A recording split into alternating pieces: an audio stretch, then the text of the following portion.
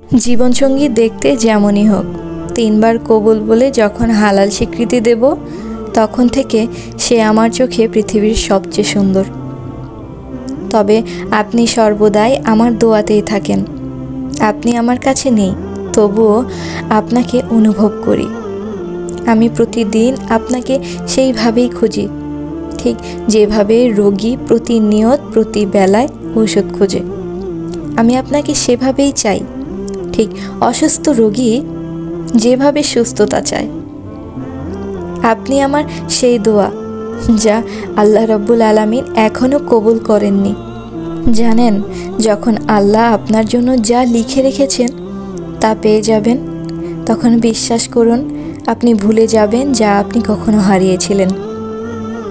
ও আমার প্রিয়তম, আমি আপনাকে ভালোবাসি মানে পৃথিবীর সমস্ত নারী আপনাকে ভালোবাসার অধিকার হারিয়েছে, আর পৃথিবীর সমস্ত পুরুষ আমাকে।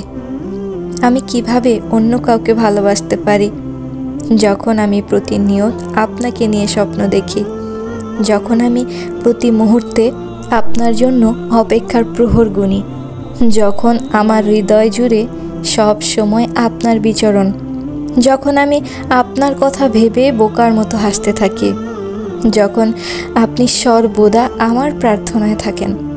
আমি কিভাবে ভুলে যাব আপনাকে? আমি যে আপনার মায়ায় আবদ্ধ, আপনি যে আমার রবের দেওয়া শ্রেষ্ঠ উপহার, আপনি যে আমার হালাল ভালোবাসা।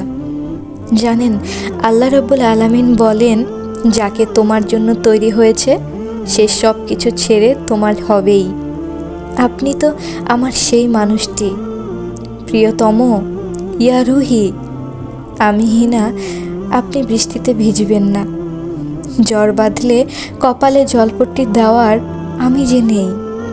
ভালোবাসাটা এমনই হোক, আমাদের বিচ্ছেদ কখনো না হোক, কথা হোক বা না হোক, তবুও দূরত্ব না বাড়ুক, ছাড়াছাড়ি কখনো না হোক।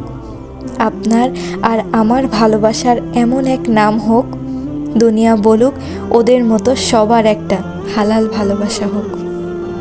চেহারা নয়, হৃদয়কে বেছে নিন। মুখের কথাকে ভালোবাসুন, কণ্ঠস্বরকে নয়। সম্পদ নয়, ব্যক্তিত্বের প্রেমে পড়ুন। এমনভাবে ভালোবাসুন যেন ওপর থেকে আল্লাহ দেখে খুশি হন।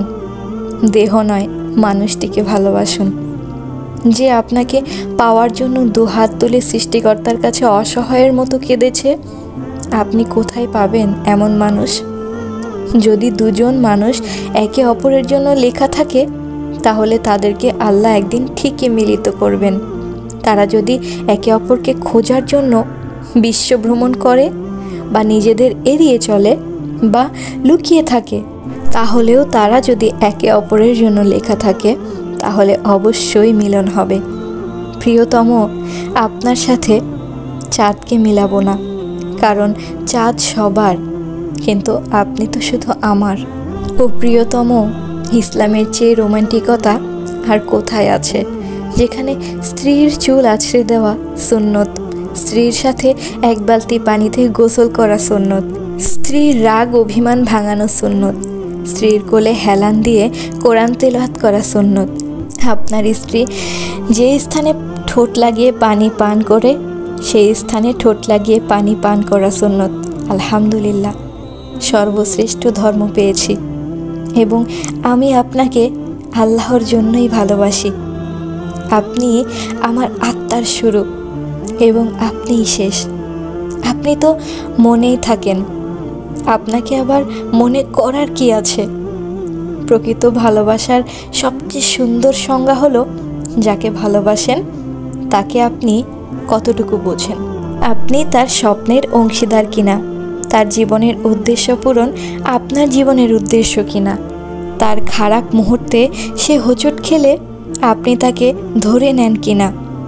শুধু দুনিয়া না, জান্নাতেও আপনি তাকে পাশে চান কিনা। চূড়ান্ত বিচ্ছেদ তো দূরের কথা, আপনাকে ছাড়া তো একটা মুহূর্ত থাকতেও আমার নাভিশ্বাস হয়ে যায়। আল্লাহ আমাদেরকে এমন হালাল ভালোবাসা পাওয়ার সৌভাগ্য দান করুন, আমিন। আপনাদেরও কি এমন ভালোবাসার ফিলিংস আছে মনে আপনার প্রিয় মানুষটির জন্য? অবশ্যই কমেন্টে জানাবেন।